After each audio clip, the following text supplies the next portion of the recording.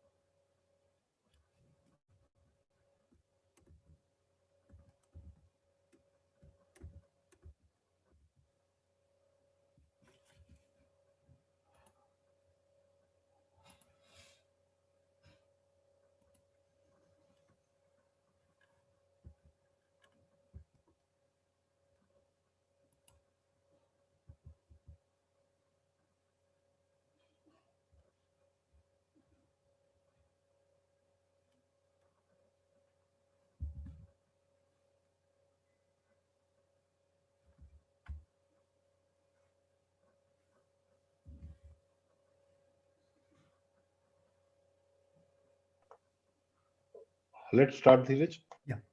So good afternoon to everyone. Good morning. Could be even good evening, depending on which part of the world you're in. Thank you so much for attending this session. The plan is to wind up the session in around 1 hour. We'll obviously have some time for Q&A towards the end. And periodically, the presenter, who's Paul, will even pause in between for questions. So we need not have all questions towards the end. It can even be as we go along. My request would be for you to keep putting your questions onto the chat window. Paul will try to keep checking the chat window periodically and we'll keep responding. And if there is some other question that we can also handle, then if need be, I'll support him to bring that question up so that he can address it. At the end of the 1 hour, we still have time from our side. So if there's someone who still wants to have some other discussions with Paul or myself, since we are on the line, we have actually budgeted another half an hour for that. So the intent is to pretty much finish the formal session in about an hour, but to be available for any further discussions or clarifications or Q&A. The intent, one possibility of this, the timing of this session was also the fact that a lot of entities are budgeting at this point in time for BCM automation. And therefore, if someone has a specific one-to-one question, very happy to address that and leave them with some resolution at the end of this session. My name is Dheeraj Lal, as you see the photograph on the screen. I'm going to give a very short introduction. I'll try to not take more than 5 minutes because the purpose is not to listen to me. The purpose is specifically on automation by Continuity Logic. And I'll try and in about 5 minutes maximum hand over to Paul so he can take this forward. Just a quick background of myself, and I'm not going to belabor this slide. I'm quickly going to pass it by. I guess the point I'm making is when Paul and I were discussing, we laughingly said that probably when you buy a Continuity Logic software, you actually get a few experts for free. So I'm probably one of those experts that comes as a bonus along with it.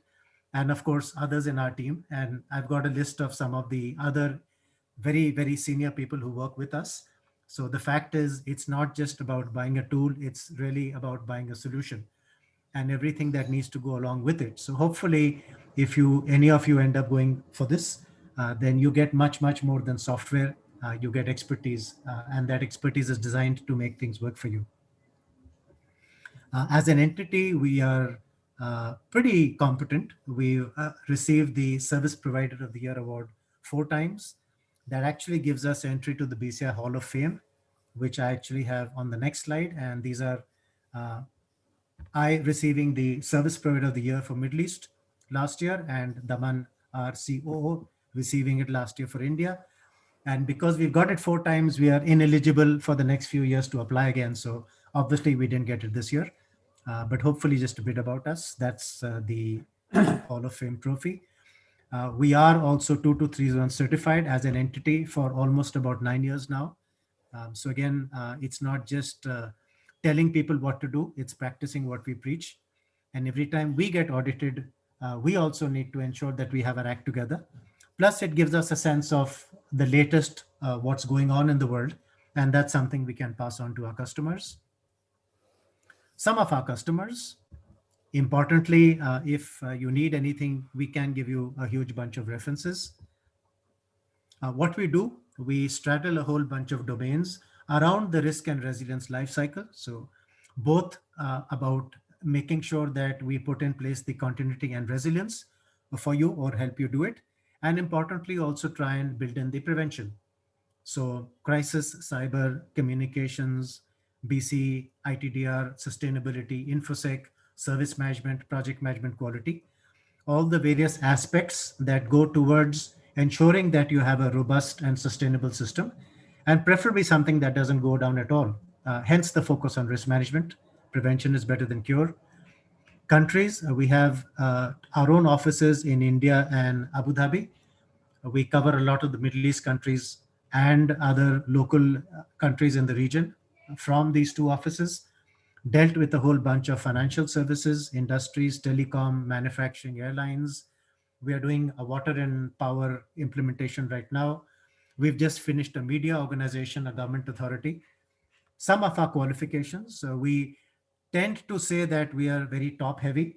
We typically don't use kids out of from university, very smart, but who don't know how life works. We have, in fact, the opposite, typically 25 years plus. Uh, Typically, what comprises consulting and the domain. So I'll quickly flick through this slide. Again, I'm conscious that I want to wind this up in about 5 minutes.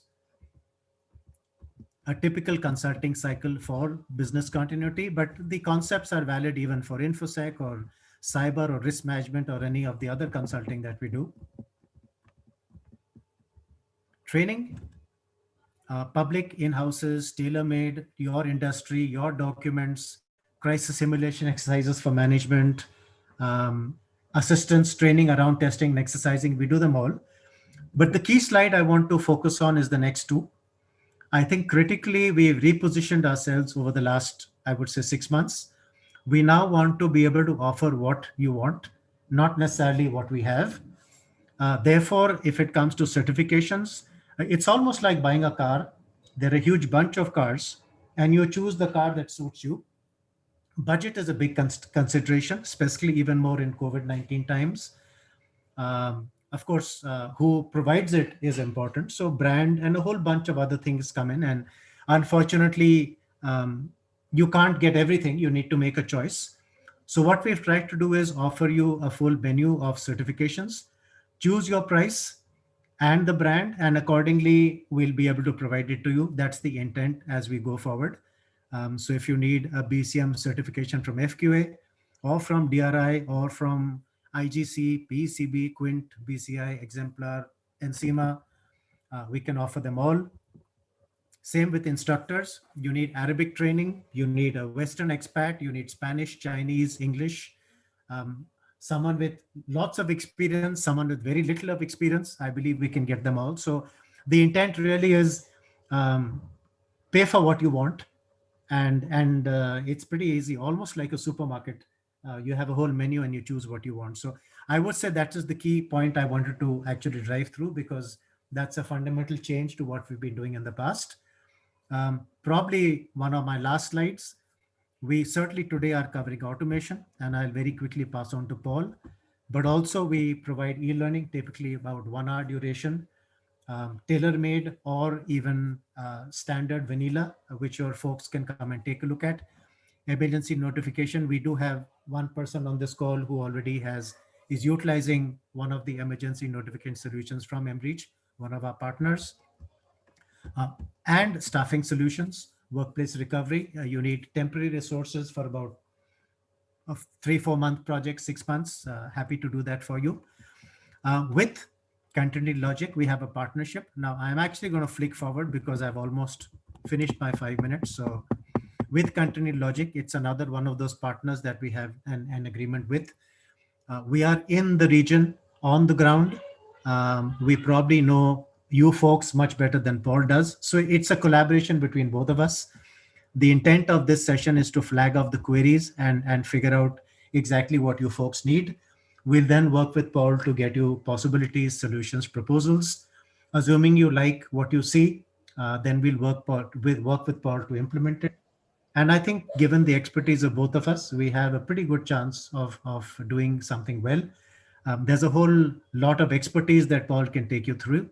So with that, I am not going to overstay my welcome. Paul, over to you. And I am available during the webinar and even once it's over for any questions for me. Thanks, Paul, all yours. Great. Thank you very much, Diraj. Thank you, everybody, for joining. It's a pleasure to be here and to be talking to you. What I've really prepared is a way of running everybody through who's on this call, what business continuity software at its best can bring. I've tried to keep it in relatively generic in terms of an open discussion around this. I myself have been working in business continuity software since 2004. So over that time, I've gained a lot of experience. I've seen a lot of successful implementations. I've seen some less successful implementations, and I've seen some that have failed.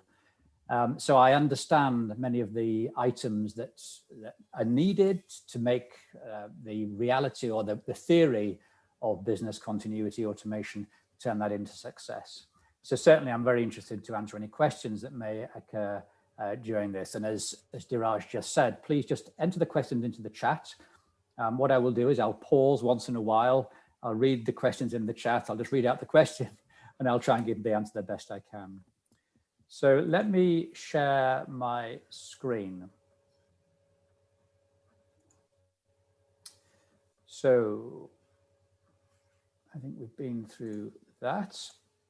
This is the agenda that I'm going to work through. So the partnership between ourselves and continuity and resilience has just been expanded on by Diraj, so that's great. So we've covered that. I'm going to just do 2 minutes on ourselves and just talk a little bit about some of the key facets of our software. I'm then going to look at the interface of the software. How does it work? What is the look and feel of the software that we have? We call our software standard template CL360. We have other templates available for different types of requirements, but CL360 is our out-of-the-box template. I'll just show the general interface of that and its basic operation to start with, so you get a feel for how the software operates. I'm then going to talk about something that's very important to us, which is harnessing the value of data. Business continuity solutions have historically been aimed at building a plan and then testing and exercising that plan, and all that's crucial. But we believe that there's a growing need for data and the use of data to analyze and understand operations to best effect, to make them more resilient. So we'll talk a bit about that. Having looked at that, we'll look at how we build plans and incorporate data through the business impact analysis, and then look at some of the reporting and analytics that flow once you've got all your information stored in a system such as this. I think that will be then enough of showing you how the software operates, so sort of at a high level. What I'll then do is talk a bit about implementation. How do we implement software with clients? What do we believe is best practice? What do we see works? What doesn't work? Come on next, finally, or not finally, but come on next to how should you best evaluate software? We have an evaluation methodology which allows our clients or potential clients to go through a series of steps to be clear that this is the right solution for them. And then finally, I'll end on some general ideas around budgeting. These are going to be generic. They need to be, as you'll appreciate, because it varies from organization to organization. But I'll talk you through the budgeting process and the sort of costs that are involved in acquiring our software and implementing that. So moving on to a little bit about us. You can read the slide as well as I can, but founded in 2006, Continuity Logic. I think the key item on the slide there is that we have been recognized as one of the suppliers in the Leaders Quadrant of Gartner's survey for the last 5 consecutive occasions. So we are regarded as being a strong and capable supplier in this industry. Our software is built on a Microsoft technology stack. And I think very important maybe for this discussion is we provide both software as a service and an on-premise deployment. I know some organizations are very keen to have all their data maintained in their own network, and therefore the on-premise deployment allows for that. For organizations that are not bothered either way, then software as a service is normally the best way forward. So we have that flexibility depending on what our clients want from us. In terms of the scope of our software, that's what you're seeing on the screen here in the big blocks. So whilst we're looking primarily today at application impact analysis, business impact, and the sort of DR, business continuity planning, be aware that the solution that we have really is quite encompassing in terms of covering a broad remit of what historically was called GRC, so governance, risk, and compliance is the footprint of our software. That's increasingly been known as integrated risk management, but whatever it's called, we cover those different application areas. Some things that are of importance to us. The first is data integration. So however you acquire a software product and whatever you're looking to achieve with it, you'll almost certainly want to integrate with other sources of data. And then you can see examples on here. We pass information out to emergency notification providers. We pull information in from configuration management databases such as ServiceNow, which enable organizations to map their application and infrastructure dependencies automatically into the BIA, saves a lot of time and increases accuracy.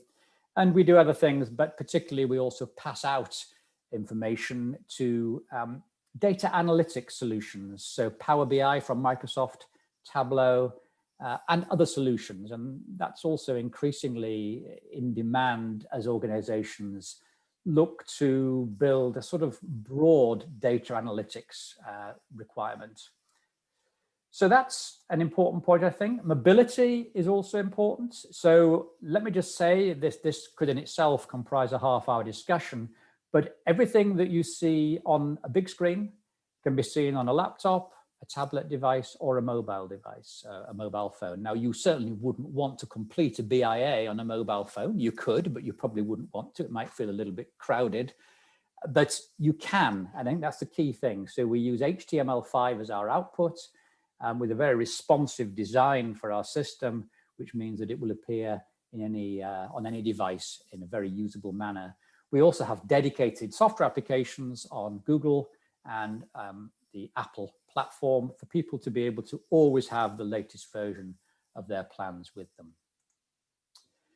Final point before moving off from these general points and starting to look at the software is something I mentioned earlier on. It's a very strong focus from our side on data and the way that data can be represented, gathered, stored in different kinds of models, which we'll be talking about later, and then presented on screen, as you're seeing on the screen here.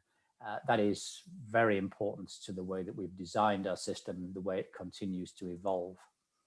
Right, what I'm going to do here is just give you a quick introduction to the way the software looks. So here we are logging into our CL360 template. You'll see what you have is a menu on the left-hand side. You have a series of tabs on the right-hand side here. You can move up and down the screen, and here we're looking at a series of items that have been placed on this particular screen: announcements, project calendar. If you're managing a program, you might need that. The individual tasks that have been assigned to you and that you need to action. And underneath that, you probably saw some plans that you as an individual have just logged in are involved in. The typical controls, you can show or hide the menu on the left-hand side there. You can then view items around your profile. You're able to change language. It will do an automatic translation of both the interface and the content. You have a variety of settings which apply to each individual. So I'm logged in here with a gentleman called Lee Clark. This is a fictitious individual, as you might expect. I've got my profile here, which I would be able to change, but this is normally synchronized with an HR database, but I would be able to change that if that wasn't the case. I have certain account settings, including two-factor authentication. I have the ability to control the way that my portal is going to look. And so these are the variety of sort of controls that an individual has. And then if we go back to the main screen, what you'll see is that if you have a task that you want to complete, you'll do that from your task screen. But we also have a series of other screens on different tabs here, which show different reports. In this case, we have a business continuity roll-up report, which is taking the information from different functions and rolling those up to a business unit level. And the same here for a DR roll-up report. And then the final thing I just want to show you on here is a link with Power BI in this case. So here we have a data analytics solution, which has been integrated into this software. And this provides you with a series of 4 different standard reports here around plan metrics, location mapping, application mapping, and third-party or vendor mapping. So that really is what I wanted to show you just as an introduction to the way the interface works. I think the key facets are, it's all branded, or can be branded for each individual organization. You can show or hide the menu as is appropriate. You have a series of tabs along here, which can be customized for individual roles. So it's providing a sort of a calling point for any individual in your organization who you want to be involved in your resilience program, as a way of providing an environment that they can go to, see information, complete tasks that you may have assigned to them, and then look at reports and other data. So with that said, let's really move on now and look at what this is all about. Now, certainly one of the prime requirements of any business continuity resilience solution is going to be producing business continuity plans. For ourselves, we have integrated Microsoft Word and Microsoft PowerPoint into our software. So what that means is that the plans themselves that if you were a client of ours, you would have as part of your setup would be designed in agreement with you in a Word template or a PowerPoint template. That means you have complete control over the look and feel of the plan. So it can be beautifully designed with all the controls that you'd expect in a Microsoft Office document. Then what happens is you load that template into the system, and then any individual can say, I would like to download the latest version of my plan, please. And what will arrive for them is a PDF version of that plan. So they won't get the editable document, they'll get a PDF version of the template. So plans are a big focus for us. They've got to be high quality, they've got to look gorgeous, and they've got to be able to accommodate multiple different needs that organizations tend to have for a business continuity plan. But we don't think that that is really, these days, the most important part of a business continuity automation system. They are a deliverable which is needed because they fulfill a variety of functions. So first of all, business continuity plans really are there in many cases for compliance. They provide a statement that that compliance has been met. For a regulated industry, the plan itself, but its content and its structure can be driven by regulations, whether those are overarching standards such as ISO standards, or whether those are local regulatory requirements of financial services. In particular, we find in the UK is an important driver through the Bank of England. They are proof for everybody by reading the plan that a quality program exists. You can see what's in that plan and you can see what's expected. And they are a method, of course, of ensuring resilience because they provide instructions as to what you would do under certain circumstances. But we think that business continuity needs to deliver a whole lot more than plans. So we put plans to one side and say, what really is going to be needed in a business continuity management program? And our view is that that hinges around data. And there are multiple layers of data which need to be brought together. So first of all, you have your people, mission critical or otherwise, what roles they have, what's expected of them, where they're located. You then have the locations in which these people are going to be resident. There are operations that your people are conducting, suppliers that you may have, where are your data centers and other information and data sources located, where are your customers located. Technology, you have a technology stack of software applications, telecoms, infrastructure, Internet of Things. You'll have third parties, as I've already touched upon. You're going to have your suppliers, your contractors, your vendors, and your customers. You're going to have your business processes, the things that you do within all of these other underlying items. And then for those that are moving on from processes, you're going to have your business services. Now, business services are talked a lot in financial services in the UK at the moment.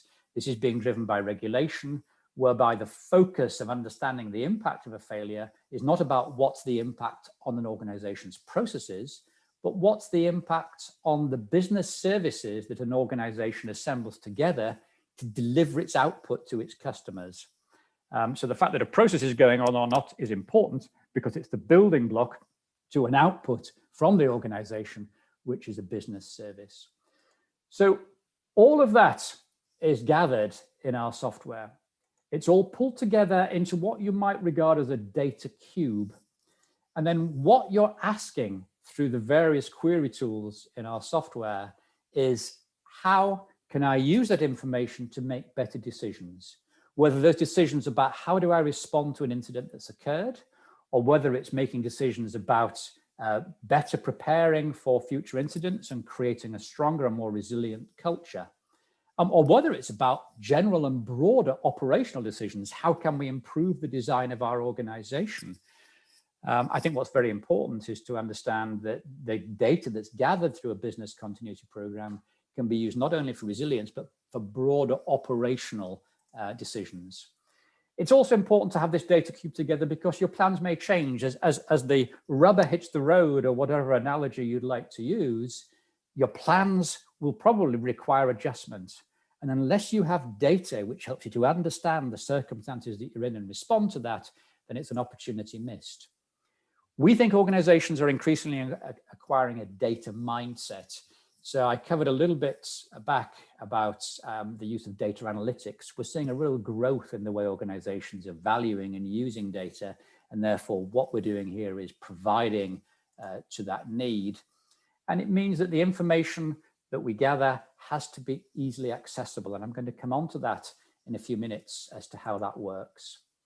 So that is what we think is important about business continuity and resilience programs. What I'm going to do now is I'm just going to look through our software at how is that sort of information gathered. And it's gathered in different ways. But if we look here at a particular department or business unit, here we have the human resources. Just a small interruption. Sure. Just to check, what's a good stage you want to pause in case there are any questions? I'm happy to pause now, Diraj. Absolutely. This is well prompted. This is probably a good point. Yes. Sure. I don't see anything on the chat yet, so maybe there isn't, but we can just give them 30 seconds. If there is someone, then they can just probably speak up or put it on the chat window for now. And then we'll perhaps ask again that they don't interrupt, but then you, I guess, carry on. So anyone, either you can speak up if you like, or put it on the chat window.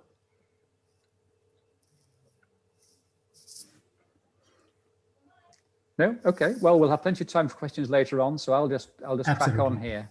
But thanks, Diraj. So what you're seeing here, I'm just going to hide my little window here, getting in my way a bit. What you see here is the way that you'd gather information in our solution for a particular department. This is an example of a human resources department.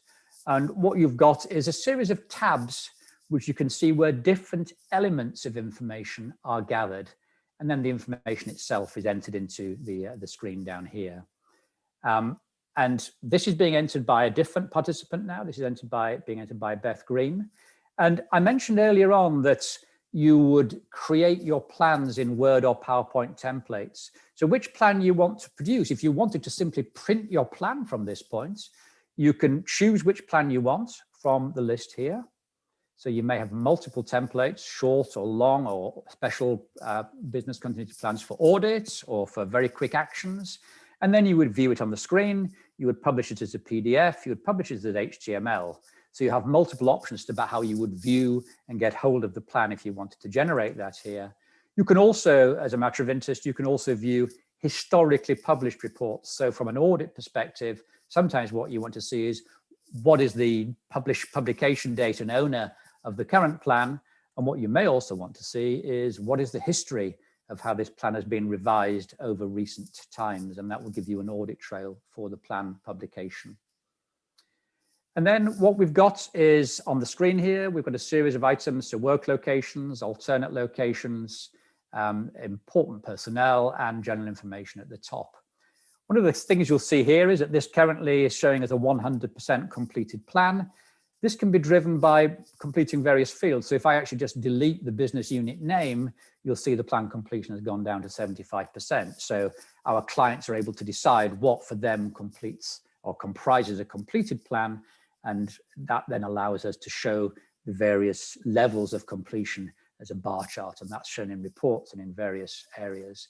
If I put that information back in again, then the plan completion moves up to 100%.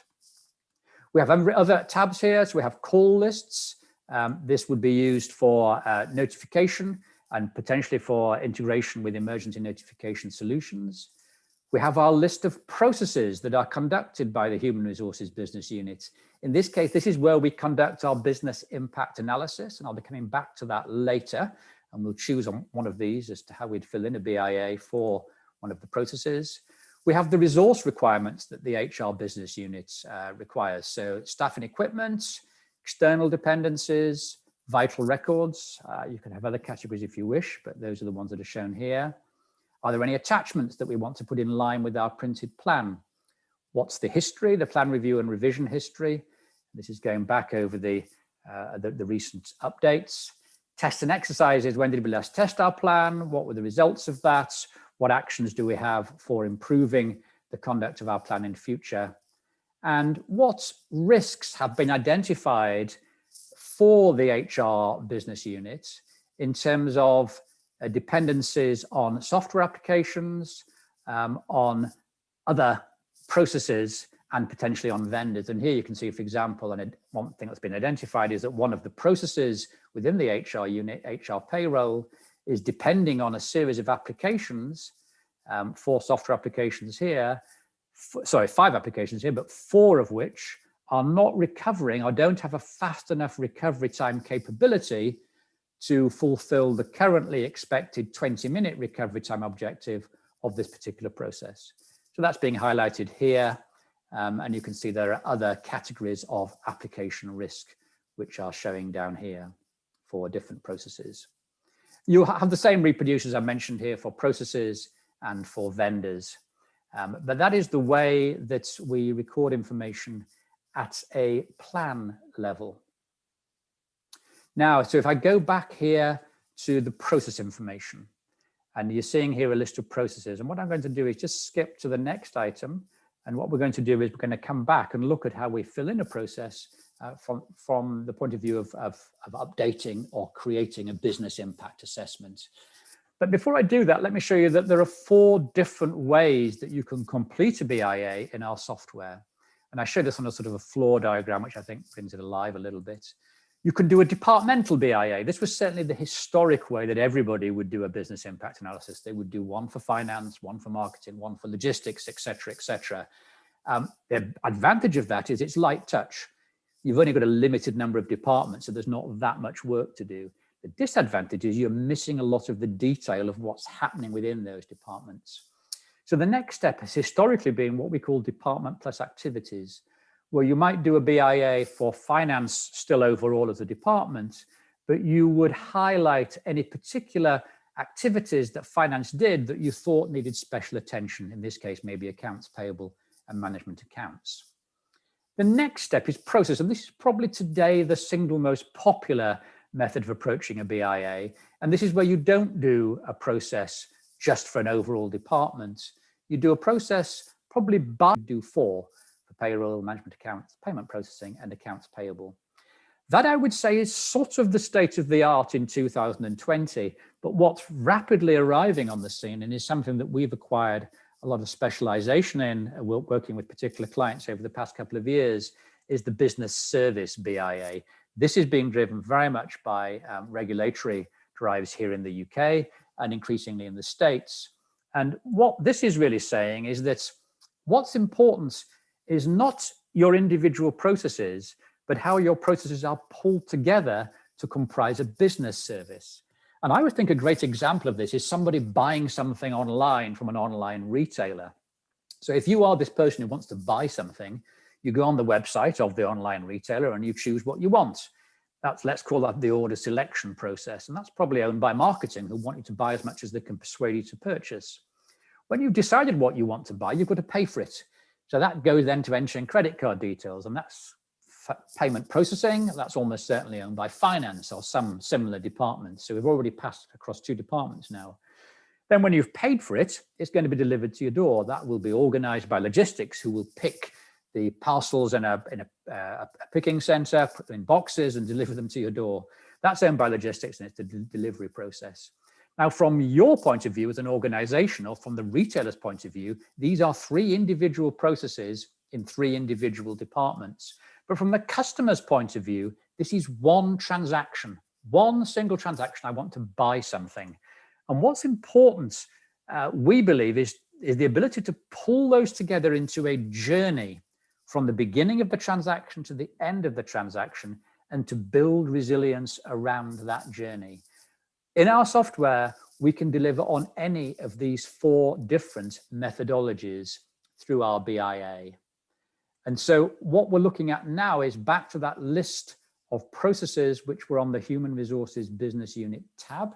If you recall, I'm just checking on the time here. I think we're okay. And what you're seeing here is that there's the processes that are listed.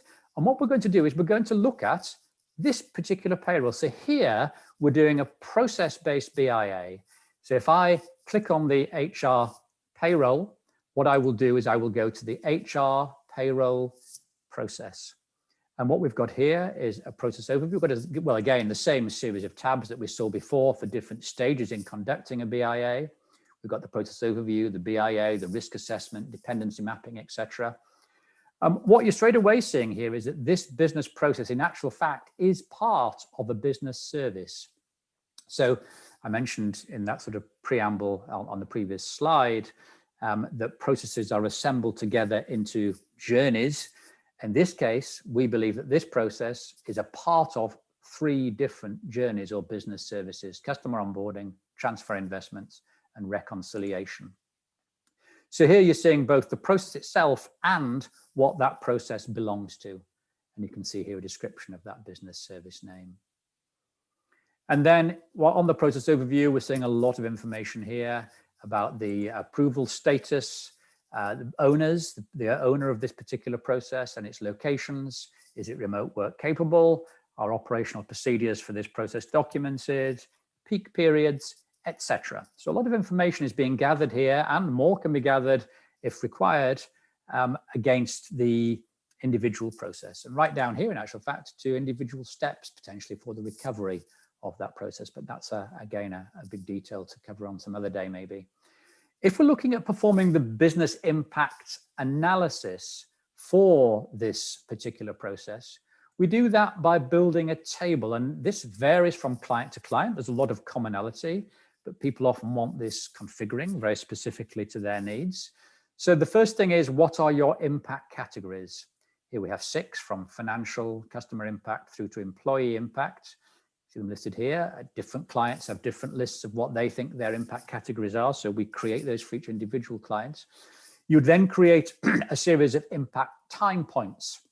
These can be any number of minutes, hours, and days. We can see here ranging from less than 20 minutes to 7 days.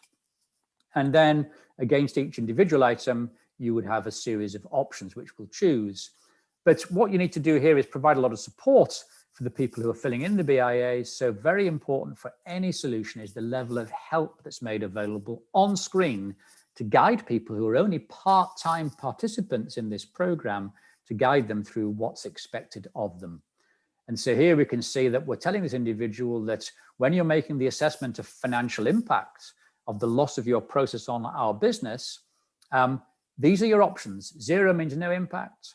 1 means minor impact, and minor impact is defined as this. And you can write an essay here if that's going to help the individuals to fill in the information.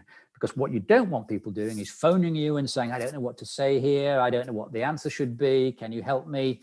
That then drags the business continuity support function into a lot of just helpline requirements rather than building improved resilience and better strategies for the recovery of an organization.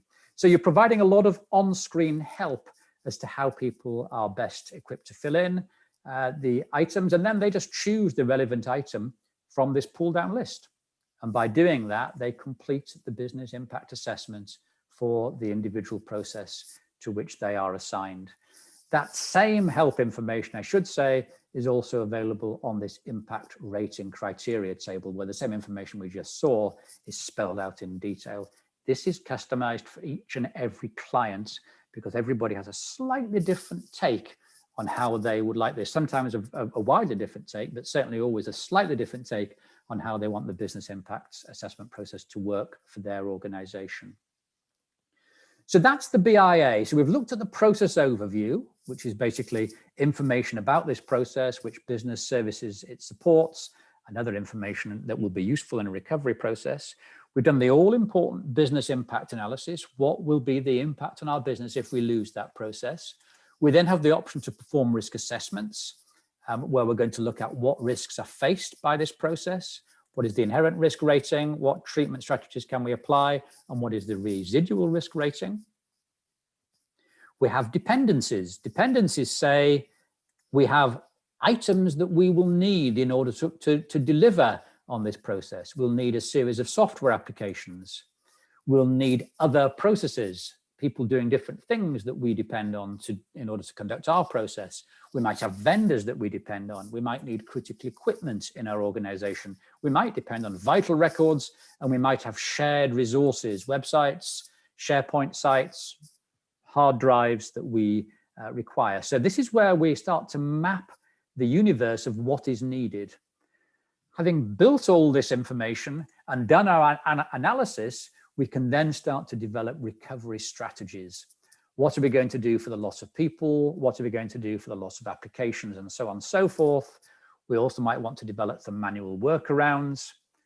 And then we might want at the end the dependencies overview, which will tell us, okay, we've looked here at HR payroll, that's our process. What I want to see now is all the data that's linked to it. And this is a wonderful way of drilling into different levels of dependencies. In this case, we're going to look at applications. And so what we're seeing in a sort of exploration mode is that HR payroll has these different categories of dependency. And then for one of those, in this case, software application dependencies, we can see what those dependencies are. And we can drill down into as much detail as we want to explore the data to find better ways of building recovery strategies and improving the resilience of the organization. So that's probably a good point to pause. Diraj, if there's any questions before I sort of wrap up in the next 5-10 minutes. Perfect. Nothing on the chat window, at least so far, but anyone else can just speak up again or put it on the chat window. Okay. Okay, in that case, let me continue. So we've done all the hard work now. When we've gone through a business impact assessment and built all those strategies, workarounds, et cetera, we've done a lot of hard work. Now it's time for the return on that. And the return on that comes on being able to make better decisions. Now let's start with a simple example of making a better decision. So here we have a printed report, which might be displayed on screen or printed out separately. What this is showing as an example is all the different software applications that we depend on in our business. And of course, there may be hundreds, where these are provided from, and it's showing their achievable recovery time or their recovery time capability. What we've then got on the same report is the earliest expected recovery time objective of any of the processes that use those software applications. So this is great from the point of view of IT being able to understand, are there any gaps between what we are delivering as an IT function and the people who depend upon us with the applications that they're using across the organization? And here, for example, we're saying that this particular software application has an achievable recovery time of 8 hours. But there are multiple services that have built their plans on the basis of this being able to recover within 4 hours, because that's how fast they need to recover and they need to use this software application. So it becomes highlighted in red. So what this is doing, and we've seen examples of this when we were looking at the data earlier, this is providing a mechanism to bring together an alignment of how the organization is structured and where the emphasis is being placed on resilience. There's no point spending a fortune on building resilience into systems that don't matter as much to the business as other systems, which are fulfilling more urgent requirements and do matter a lot to the business because of that. And so this is really a way, if you like, of apportioning spend. There's only a limited amount of budget that any organization has, and that has to be applied sensibly to create a resilient organization. This report is a very good example of how once you've completed the data in a solution such as this, you've got that information at your fingertips to make those optimal decisions. A more open way of exploring data, rather than using a report, would be to go to the Operational Resilience Center within our solution. And here you have a series of dashboards available to you to explore the data and come up with your own discoveries. Now, we've already seen that in the visualization that we saw at the end of completing our BIA. But here are other examples where we have status on number of plans at division level, at business unit level, the number of process BIAs, and we're able to drill into any of these items. We have here the plan approval status, for example, in terms of monitoring progress across the development of plans in our organization, how many approved, how many are in progress, et cetera, et cetera. And we have other example plans here. Now, this is one I want to drill into. This is application criticality within plans. And what we see here is that there are 5 applications here within a plan which would have a severe impact. They're tier 1 applications. There are 5 of those that would have a severe impact. Let's say we want to understand more about those for our particular part of the organization. This is where we start to drill down. So the first thing we can do is click on that, and we can actually view, okay, we knew there are 5. Well, here are the 5. And what we can do is open up a little summary of each of those 5 on this screen here. So straight away on this same screen, we can see what are the 5. We can look at summary data about those, and what summary data is displayed here is decided by each of our clients. And then if you want, you can actually go and view the full detail on the Settlements Express application. And you would do that by just clicking the box and saying, right, I want to see Settlements Express in full. I want to understand all there is to know about the Settlements Express application. And here you have the complete data stored about that. And when you finish with that, you would return using this back key back to the where you came from in terms of the visualization. So this is a very powerful way of being able to harness the full data sets that you gather within the software, and then provide reporting on that in a variety of ways. And here we're looking at other examples of how all that works. And then I think we've already looked at, in actual fact, in an earlier case, of getting very involved in the detail of data analytics, in this case through integration with Power BI. So let's just see where we are now. I think we're sort of very much coming towards the end of what we're looking at here. Let me just check where we are on our journey map. Yes, we are. So in terms really of showing you some of the high-level software capability, what I wanted to do to wrap up with is to talk about 2 things. First of all, what's best practice for implementation? Well, in our view, it goes through a series of steps to make this successful. The first thing is we conduct what we call a discovery process. So we work in a consultative manner, and we would be doing this work with continuity and resilience, of course. So in terms of understanding how our clients want and need software to align with their business objectives, that is part of an upfront consultative exercise.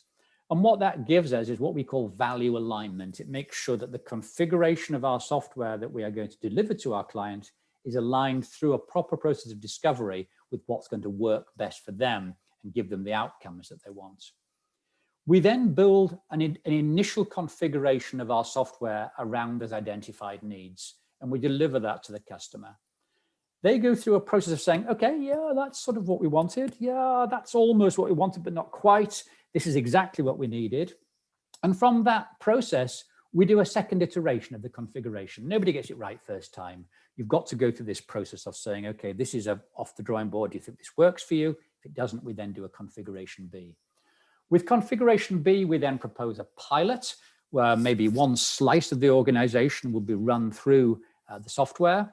And that would provide an understanding of, did we get that absolutely right or not? And there's usually a little bit of tweaking goes on there to produce what we call the final configuration. And then we roll that out across our client organization.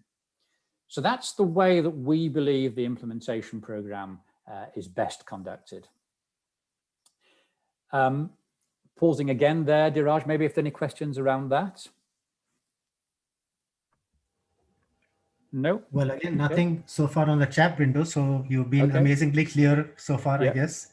Well, but we'll even push on. then, yes, we can push on. Yeah. Yeah, good. So overlaying in that, of course, we have training and technical and project management, but that's a little bit of a detail. So next, last but one, is for clients who are interested in our software, how do we make sure that we have the right product for them? Well, we go through a series of steps. The first thing we do is deliver really an overview of our system, a demonstration of the key facets of the software, so that people can decide, do I like the look and operating style of this program? What we then do is we have a consultation whereby we review with the potential clients what are their program objectives, how do they want to work, what's important for them. And from that, we then go on to a detailed demonstration run by a business continuity professional from our side to make sure that we actually have all the functionality that's going to be important. That then leads to typically a final proof of concept where we allow the client to experience for themselves the look and feel of the software, how does it operate, and then we often break that down then into 3 separate areas: program management, how is the program designed and how would that operate in our software, the reporting and analytics, the data analytics, which we've talked about so much today, and do we need further customization to be able to deliver against the client needs. So this really is all about, from our side, it's the process we go through when we engage with the client to enable them to most effectively decide, is this right for us? Is this a certainty? Because software which is purchased in haste can sometimes not be the right software. So you have to go through a series of steps to ensure that you're doing the right thing for you. I think the key thing for us is the ability that we have to customize the software product without changing any of the underlying software code. I always need to emphasize that. We don't sell different versions of the software code, but we have a very configurable solution which allows us to meet almost all client needs that I've ever personally come across. In terms of budgeting, Diraj asked if I would pull something together. You'll appreciate that applying pricing depends on all sorts of factors, including numbers of users. But I've made some guesses as to the annual SaaS, software as a service charge for different sizes of organization. If it's on premise, the additional charge that's required on top of this SaaS charge, because we then need to maintain that separate software stack on behalf of the customer. So there's an additional charge for on-premise deployments. And then the implementation program. This does vary significantly depending on how much customization and change that particular client wants. But these again are decent budgetary figures. As you'll appreciate, for a global organization, these are all plus figures because we do have some very big clients who have really large global deployments with thousands of users, and therefore they would have potentially substantially higher figure than that. But this is the sort of starting point for potentially a global organization. So that is budgeting. And I think, Diraj, that brings me to the end of what I had intended to present. So if there are any questions, I am, of course, very happy to address those here and now.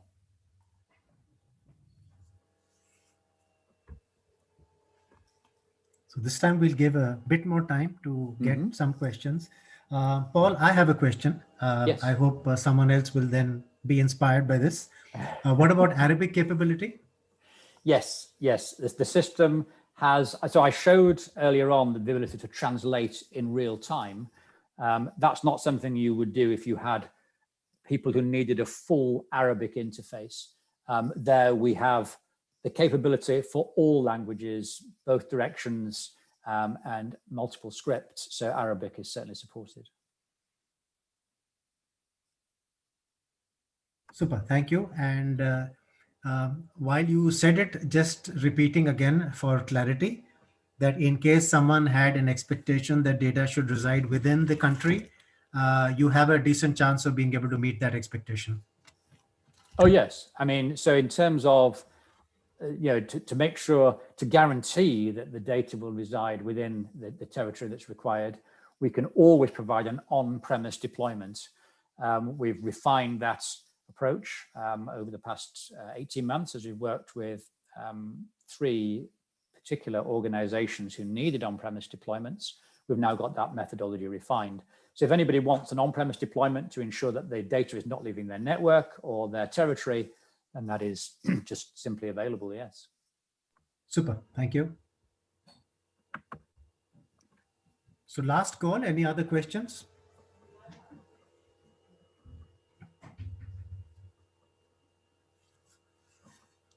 Okay, so I guess maybe we then wind up, Paul. So I think just to repeat for anyone, do reach out to us if you do need anything more. If you would like to get some more clarifications or you need to budget, you are intending to put this in place, you need more ideas, thoughts, solutions. You want an active discussion because a decision has been taken and now you need to find a service provider who can meet exactly what you need. Please do reach out. You have certainly our details from the webinar registration. I guess we could be the primary people to take it on in the beginning, simply because we are in your geography and we probably have a relationship with most of you through some shape or form across consulting, training, assessments, maybe other tools, etc. And I think with that, thank you so much, Paul. Importantly, thank you for everyone who logged in. Appreciate it and look forward to being in touch, and all the best for whatever it is that you want to do within your organization. Thank you. So Thank you very much. That's it from me. It's been a pleasure.